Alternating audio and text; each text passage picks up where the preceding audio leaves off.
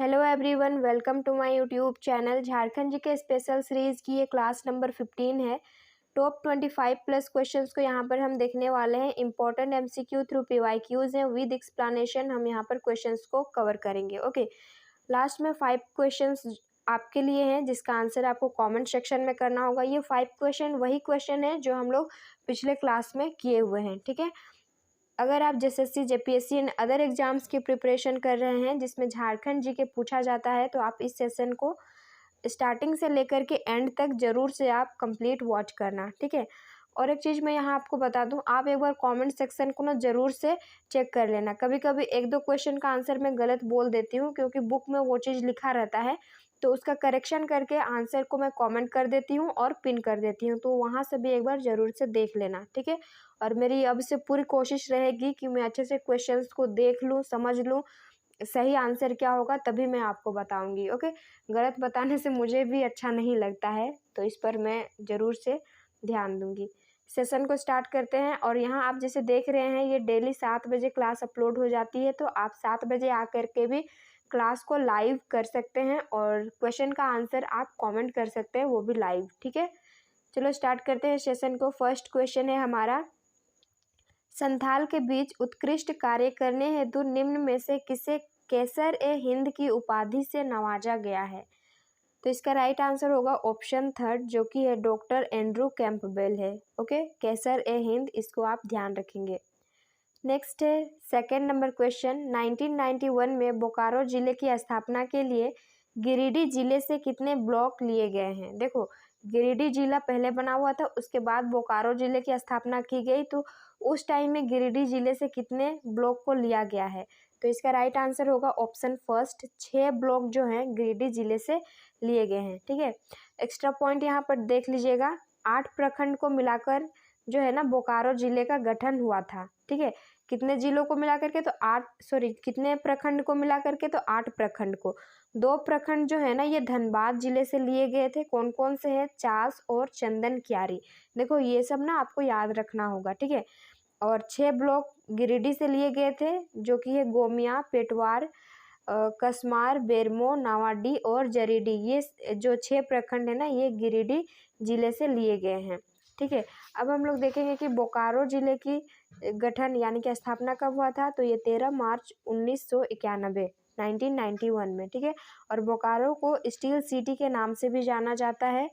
और बोकारो जिले में 2 अनुमंडल हैं जो कि चास और बेरमो है। यहाँ पर 9 प्रखंड हैं, 4 विधानसभा क्षेत्र है जो कि गोमियो, बोकारो, बेरमो और चंदन क्यारी है। इसको आप स्क्रीनशॉट लेकर के नोट डाउन कर लेना बाद में, या फिर वीडियो को पॉज करके भी लिख सकते हैं। ओके, तो इसका राइट आंसर क्या होगा? ऑप्शन फर्स्ट, जो कि है 6। क्वेश्चन नंबर थर्ड है, झारखंड राज्य सरकार द्वारा कितने क्षेत्र को प्रमुख औद्योगिक क्षेत्र में वर्गीकृत किया गया है? Right answer will be the option third, 4 क्षेत्र में इसे वर्गीकृत किया गया है। कौन कौन से हैं इसे हम लोग देख लेते हैं। पहला है अभ्रक औद्योगिक क्षेत्र। ठीक है, और अभ्रक सबसे अधिक कहाँ पर पाए जाते हैं? कमेंट करना। जमशेदपुर औद्योगिक क्षेत्र, रांची औद्योगिक क्षेत्र और दामोदर घाटी औद्योगिक क्षेत्र। तो अभ्रक जो है, अभ्रक नगरी के नाम से एक जिले को जाना जाता है, दैट इज क्या? कोडरमा जिला है। ठीक है, इस चीज़ को नोट डाउन कर लेना, इससे हम लोग कई बार कर भी चुके हैं। नेक्स्ट देखते हैं 4 नंबर क्वेश्चन, झारखंड के भित्ति चित्रकला किस जनजाति की चित्रकारी है? इंपॉर्टेंट क्वेश्चन है, चित्रकला इससे संबंधित क्वेश्चन पूछे ही जाते हैं। तो इसका राइट आंसर होगा ऑप्शन सेकंड, संथाल। ठीक है, अच्छा यहाँ पर और एक बात मैं आपसे पूछ रही हूँ, जितने भी स्टूडेंट देख रहे हैं ना आप लोग कमेंट करना। जैसे मैं यहाँ पर ये क्वेश्चन ली, ठीक है, क्वेश्चन नंबर थर्ड था, तो इसका जो एक्स्ट्रा पॉइंट था यहाँ पर मैं अलग से स्लाइड बना करके मैं आपको बताई, तो मैं अलग से स्लाइड बना करके बताऊँ या फिर ओरली आपको बताऊँ, इस चीज़ को आप कमेंट करना। ठीक है, जिससे आपको और अधिक हेल्प हो सके। तो इसका राइट आंसर हम लोग देख लिए संथाल। एक्स्ट्रा पॉइंट देखते हैं यहाँ पर। इससे पहले ये जो संथाल मतलब ये जो भित्ति चित्रकला है ना, इसको 2 क्षेत्रों में बांटा गया है। पहला तो है संथाल का क्षेत्र, हाँ, और एक है छोटा नागपुर का क्षेत्र। तो ये 2 क्षेत्रों में भित्ति चित्रकला को बांटा गया है। एक्सप्लेनेशन यहाँ पर देख लेते हैं। संथाल जो भित्ति चित्रकला है, यहाँ पर भित्ति होगा, यहाँ वित्तीय नहीं होगा। संथाल भित्ति चित्रकला में प्राचीनता का भाव है, ठीक है, प्राचीनता का भाव है यहाँ पर, और इसमें आकार एवं उभार की प्रधानता है। तो इसको देख लेना, ठीक है, स्क्रीनशॉट ले लो।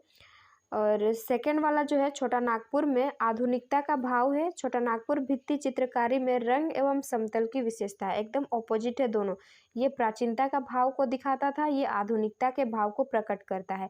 इसमें आकार एवं उभार की प्रधानता है, तो इसमें रंग और समतल की विशेषताएं हैं, ठीक है। नेक्स्ट देखते हैं 5 नंबर।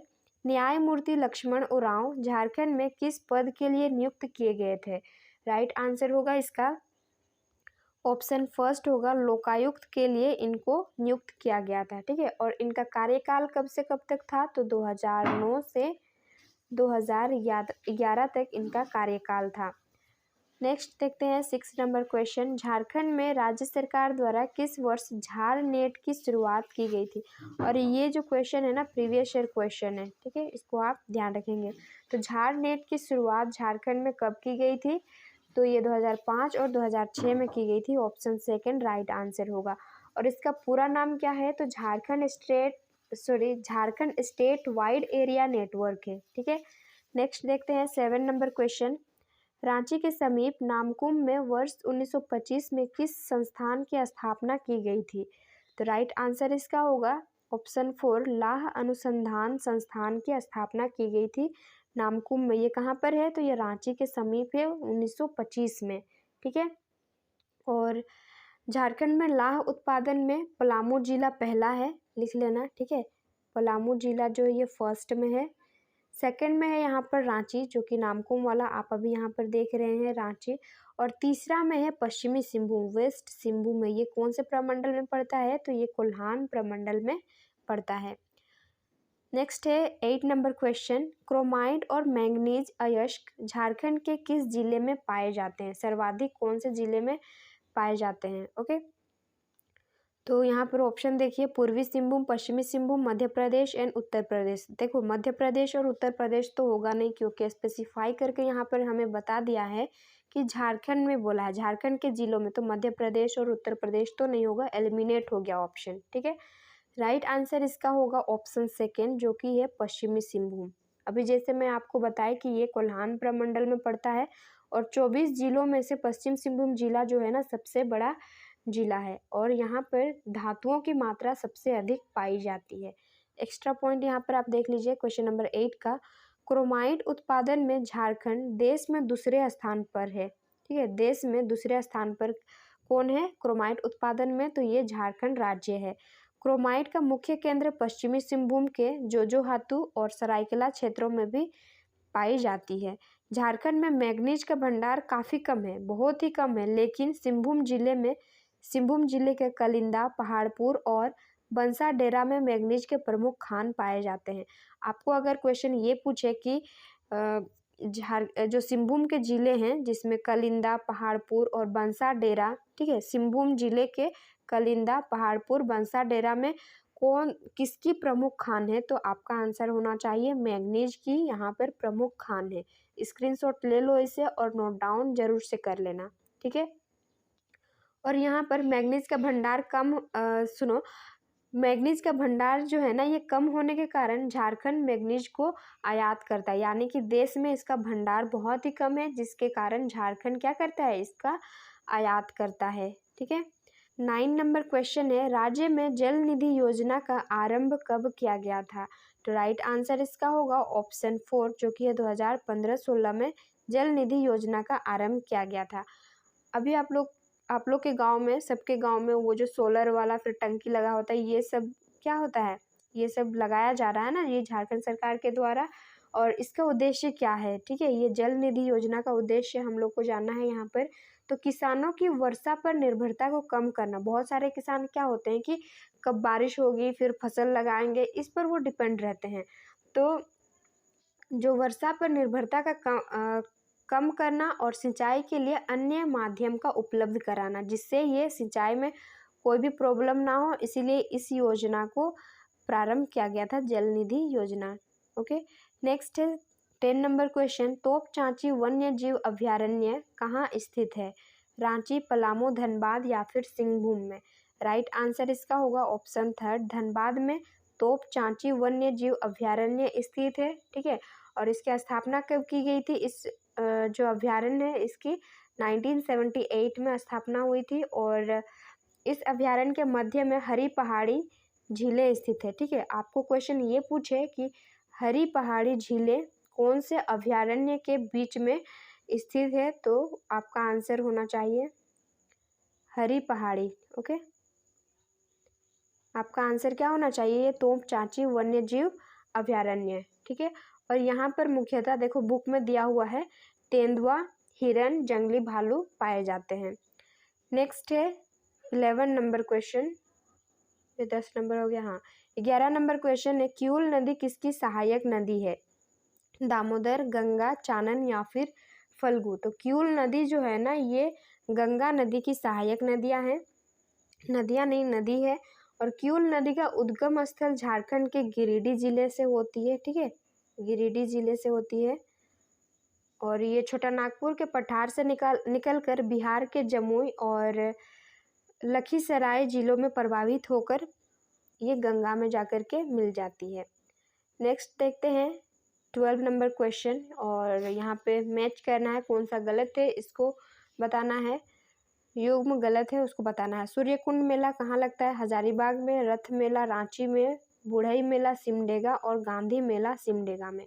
तो यहाँ पर जो गलत है इस चीज़ को यहाँ पर बताना है, तो राइट आंसर होगा इसका ऑप्शन थर्ड, बुढ़ई मेला जो है ना ये सिमडेगा में नहीं लगता है, ये मेला कहाँ लगता है? देवघर में लगता है। ठीक है, देवघर में ये मेला लगता है। जैसे यहाँ पर सूर्यकुंड मेला दिया हुआ है तो ये कहाँ पर लगता है? ये हजारीबाग के सूर्यकुंड नामक स्थान पर ये मेला आयोजित की जाती है। रथ मेला रांची में की जाती है। गांधी मेला कहाँ पर लगता है? तो ये गांधी मेला आपको सिमडेगा जिले में, मतलब गांधी मेला जो है ना सिमडेगा जिले में आयोजित की जाती है। और ये प्रति वर्ष गणतंत्र दिवस यानी कि 26 जनवरी से लेकर के ये 1 फरवरी तक आयोजित की जाती है। ठीक है, ये मेला जो है कितने दिन चलता है? तो यहाँ पर 6 दिन तक आयोजित की जाती है। नेक्स्ट देखते हैं 13 नंबर क्वेश्चन है, पंचघाघ जलप्रपात किस जिले में है? हजारीबाग, रांची, सिमडेगा और खूंटी? तो राइट आंसर होगा इसका ऑप्शन 4, खूंटी जिले में ये स्थित है। और ये जलप्रपात 5 बहनों की कथा से जुड़ा हुआ है। और यहाँ पर यानी कि पंचघाघ जलप्रपात जो है ना ये यहाँ पर जलप्रपात जो वाटरफॉल है वो कतार में देखने को मिलेंगे यानी कि लाइन में है। ठीक है, और खूंटी में बिरसा मुंडा का जन्म हुआ था, खूंटी के कौन से गांव में? उलिहातू गांव में। नेक्स्ट है 14 नंबर, पोरहाट व सारंडा का विशाल वन क्षेत्र किस जलवायु क्षेत्र में पाया जाता है? पाट क्षेत्र, पश्चिमी सिंहभूम जलवायु क्षेत्र, पूर्वी सिंहभूम जलवायु क्षेत्र या फिर हजारीबाग पठारी जलवायु क्षेत्र? तो राइट आंसर होगा यहाँ पर पश्चिमी सिंहभूम जलवायु क्षेत्र, तो ऑप्शन सेकंड राइट आंसर होगा। ठीक है, और ये जो सारंडा देख रहे हैं ना ये जंगल झारखंड के पश्चिमी सिंहभूम में देखने को मिलेगा, ये बहुत ही घना जंगल है। नेक्स्ट है 15 नंबर, राजमहल ट्रैप का निर्माण किससे हुआ है? तो राइट आंसर इसका होगा ऑप्शन सेकेंड, ज्वालामुखी उद्गार से राजमहल ट्रैप का निर्माण हुआ है। और कौन से युग में हुआ है आपको पूछे तो क्रिटेशियस जो युग था, पीरियड था क्रिटेशियस, इसमें इसका निर्माण हुआ है। और राजमहल ट्रैप कहाँ पर है? दुमका, गोड्डा, साहिबगंज, ये तीनों जिलों में विस्तृत है। ओके, नेक्स्ट है 16 नंबर क्वेश्चन, झारखंड में ईसाइयों का सर्वप्रथम आगमन किस वर्ष हुआ था? तो इसका राइट आंसर होगा 1845, option 4 will be the right answer. आपसे अगर क्वेश्चन ये पूछे कि पहला ईसाई मिशनरी का नाम बताइए तो कौन सा होगा? गोस्नर मिशन था। ठीक है, यहाँ पर मैं आपको लिख दे रही हूँ, ये गोस्नर मिशन था जो सबसे पहले आया था।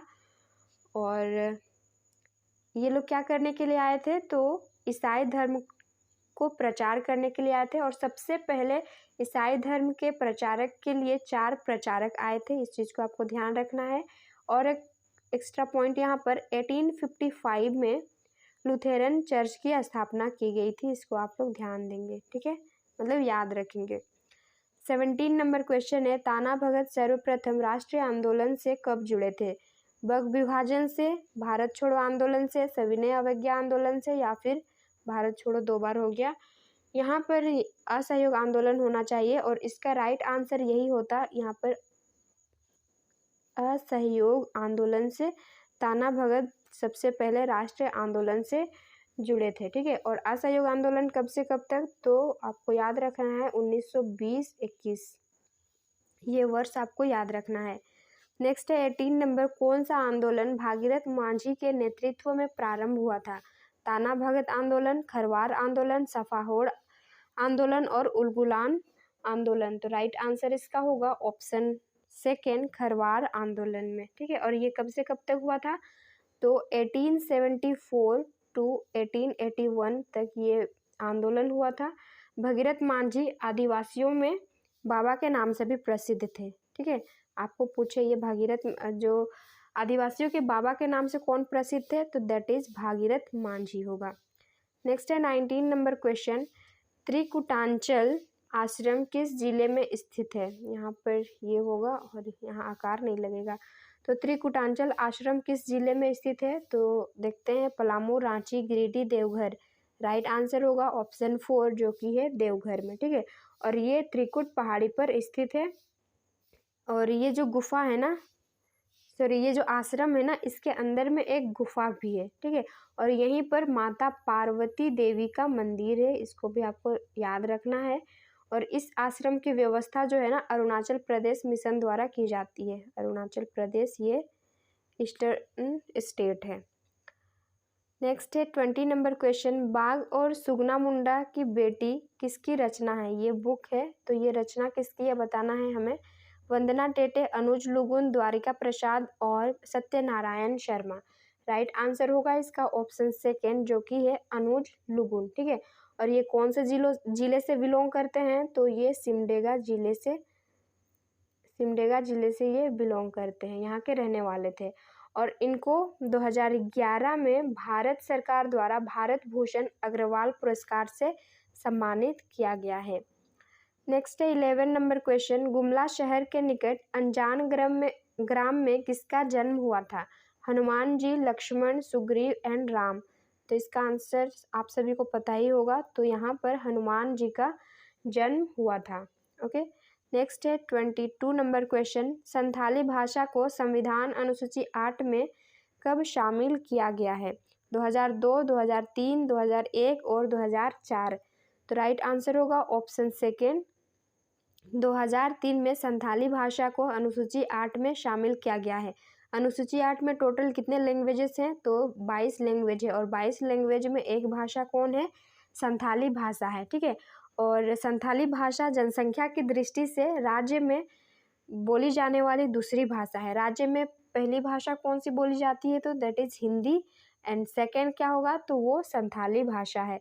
और संथाल जनजाति के लोग की ये भाषा है, संथाली भाषा है, तो ऑब्वियस है संथाल जनजाति के लोग इस भाषा को बोलेंगे। और संथाली भाषा की जो लिपि है ना, ओलचिकी लिपि है, इसको आप याद रखेंगे, ये प्रीवियस ईयर क्वेश्चन है, ओलचिकी इसकी लिपि है, ओके। नेक्स्ट देखते हैं 23rd, ये आपको खुद से करना है।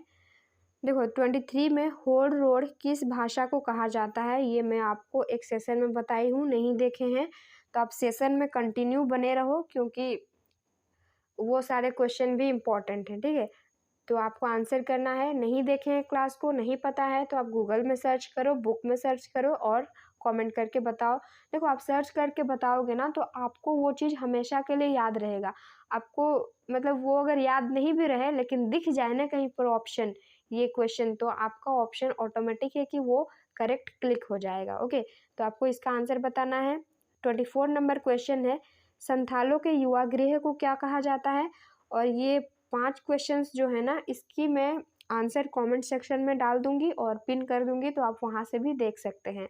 नेक्स्ट है, गाँव जनजाति के युवा गृह को क्या कहा जाता है? यहाँ पर संथाल के युवा गृह को बताना है, यहाँ पर उरांव जनजाति के युवा गृह को बताना है, ठीक है। और 26 नंबर क्वेश्चन है, मुंडाओं के युवा गृह को क्या कहा जाता है? इस चीज़ को याद कर लेना, क्या कहा जाता है, कमेंट करना। नेक्स्ट है 27 नंबर, खड़िया समाज को कितने वर्गों में बांटा गया है? 3 वर्गों में बांटा गया है। मैं आंसर बता दे रही हूँ, ठीक है। 3 वर्गों में बांटा गया है, लेकिन कौन कौन से हैं ये चीज़ आपको कमेंट करना है, ठीक है। तो ये थे आपके होमवर्क वाले क्वेश्चन, आपको कंप्लीट इसे करना ही होगा। कमेंट करोगे तो आप ही का बेनिफिट होने वाला है, मेरा नहीं होगा। और मैं आपसे माफ़ी मांग रही हूँ, क्योंकि मेरे से एक क्वेश्चन का आंसर गलत हो ही जाता है, तो उसको मैं करेक्शन करके कमेंट सेक्शन में पिन कर दूंगी, ठीक है। मेरी अगले बार से ये पूरी कोशिश रहेगी कि मेरे से किसी भी तरह का कोई मिस्टेक ना हो। क्वेश्चन को अच्छे से देख के एनालाइज करके ही मैं आपको बताऊंगी, ठीक है। और अपने फ्रेंड्स में ये सेशन को ज़रूर से शेयर कर देना। आप लोग जिस तरह से सपोर्ट कर रहे हैं, जिस तरह से क्लास को कंटिन्यू कर रहे हैं, ये बहुत ही अच्छा है। Thank you for this. और चलो मिलते हैं नेक्स्ट सेशन में।